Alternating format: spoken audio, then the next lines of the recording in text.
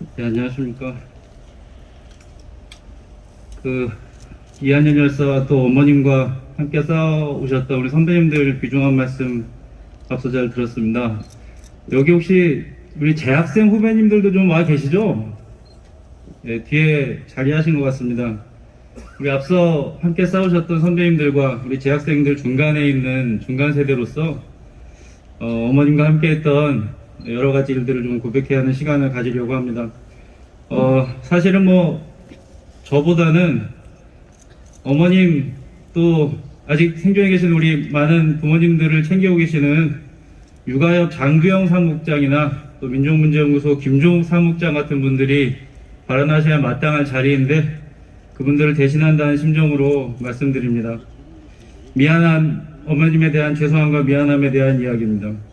이한열 여사께서 돌아가셨을 때 저는 개인적으로 중학생이었습니다. 아무것도 모르는 중학생인데도 세상 돌아가는 일들이 귀동냥으로 들려오잖아요. 그래서 반장 선거에 여러 후보가 나와가지고 누가 1등인지를 뽑지 못하는 상황이 되니까 제가 후보 단일화를 위해서 사퇴하겠다고 그때 반장 선거에 그렇게 얘기를 했었습니다. 그 친구를 지지하며 사퇴했습니다. 저희들끼리 웃고 떠들던 그런 자리였습니다. 근데 그날 저녁 저희 담임선생님께서 저희 어머니께 전화를 하셔가지고 아들이 매우 불온한 정서를 가지고 있으니까 지도에 주의해달라고 저희 어머님께 말씀하셨습니다. 그래서 이제 저는 대학에 입학해서도 그런 불온한 집회 시위에 참가한 운동권이 될까 두려워서 학생회 선배님들이 사주는 술은 잘 받아 먹으면서도 정작 집회나 시위에는 한번 참여하지 않고 도망을 다녔었습니다.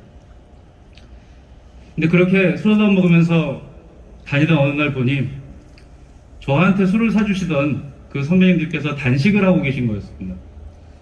무엇 때문에 단식을 하고 계셨는지는 지금 기억이 나지 않습니다. 하여간 그 선배님의 단식을 하시던 모습은 제가 혹시 내가 손해보는 일이 있을까 염려해서 나만 생각하며 살던 제 모습과 비교돼서 저에게 뭔가 미안한 감정이 들게 만들었습니다. 운동조직이 본래 이론이나 노선이 있겠습니다만은 저에게 있어서 그런 정부에 반대하는 시위에 참여하게 했던 근본적인 힘은 한국사회 변혁운동이나 이론에 대한 확신보다는 그 대열에 동참해 계시는 사람들의 헌신에 대한 미안함 때문이었던 것 같습니다. 배은심 어머니께서 돌아가시자 갑작스럽게 광주의 빈소에 찾아가는 길에 갑작스레 서울교대 박서정 열사 어머님 생각이 났습니다. 그 열사 부모님들께서는 지리산 밑 마을에 사랑방이 큰 집을 한 채 지으시고 전국에서 온 활동가들의 무슨 MT총 같은 곳으로 그 집을 개방해 주셨었습니다. 저는 학교를 마치고 전북에서 활동을 하던 와중에 전북 지역 사람들과 종종 가까운 지리산 댁으로 놀러 가곤 했었습니다. 그때 박서정 열사 어머님께서 그간 살아온 얘기를 하시면서 이 팔을 보여주시더라고요. 이쪽 팔을 보여주시는데 정경들하고 대치하면서 하도 이 팔을 정경들한테 잡혀가지고 그 팔이 물러 터져 계시는 그런 팔을 보여주셨었습니다. 매일같이 집회에 나가시고 딸이 귀하게 생각했던 그 집회를 지키기 위해서 부모님들께서 그렇게 고생하시는 것을 보았습니다. 배은심 어머니께서도 저희들에게 어디 아프다 말씀은 잘 안 하셨지만 똑같이 팔뚝이 아프셨던 세월을 사셨던 걸 저희들이 알고 있습니다. 저희들 서울역 앞에서 서명운동할 때 일인데요. 육아협 어머님들께서, 배은심 어머님 같은 어머님들께서 5분 정도가 오셨었습니다. 저희들 같은 학생들은 저희들이 왜 나왔고 여기에 왜 서명해야 되는지를 시민분들 붙잡고 설명하느라고 쩔쩔 매고 있었는데요.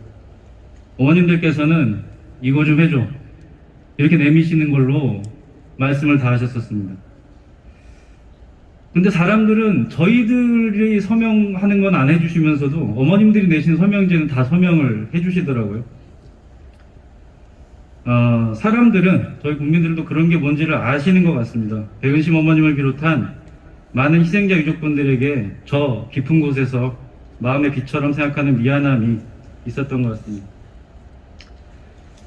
제가 감옥에 다녀온 다음에 사회활동을 하고 있을 때 다 선배님들도 마찬가지겠지만 학생 출신이었음을 말하지 않는 것이 묵시적인 규칙이었습니다. 2000년대 초반에 5, 6년간은 서울에서 열렸던 저 밑에 있는 저 노수성 열사 추모비에서 열렸던 그 추모제에 참석을 하질 못했습니다. 그래서 제가 서울에 다시 올라와가지고 노수성에서 추모제에 참석을 하자 배은심 어머님께서 제 손을 꼭 잡으시면서 이렇게 말씀을 하시더라고요. 저를 96년에 부총학생회장이었던 이도윤 학생이랑 저를 착각을 하신 거예요.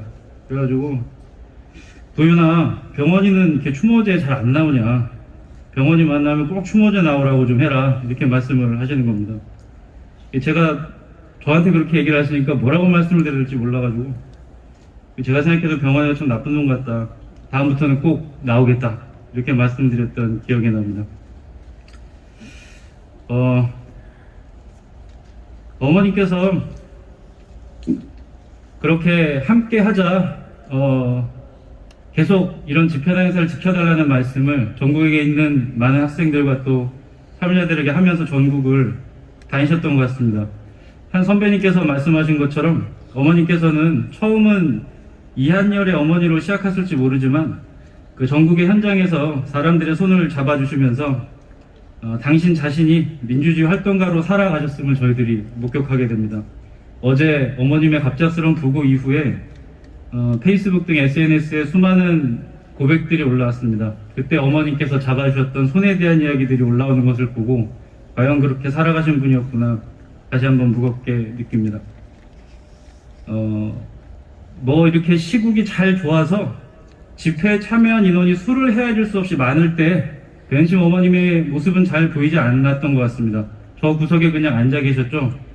저희들이 실수를 저지르고 대중들에게 외면받는 투쟁을 벌였을 때, 또 아니면 이제 그 여러 열사분들의 희생에 대한 미안함이 20-30년 세월이 흘러서 희미해졌을 때, 그런 굉장히 초라하고 민망한 추모제 때 어머님께서 항상 곁을 지켜주셨습니다. 전국의 많은 초라한 자리에 함께 해주셔서 더 감사했습니다. 세상이 많이 변해있습니다. 어머님에 대한 미안함 같은 마음이 이제 잘 전달이 되질 않습니다. 어떻게 그 뜻을 이어갈지 고민입니다. 저희들은 작게나마 모여있겠습니다. 추모사업회와 독서모임에서 어머님에 대한 되새김질을 계속하겠습니다. 저희들이라도 그 미안함을 간직하려 노력하겠습니다. 어제 찾아뵌 빈소에서 상주 고 이한열이라고 쓰여 있었습니다. 그 이름이 주는 울림이 참으로 컸습니다. 죄송하고 고맙습니다, 어머님.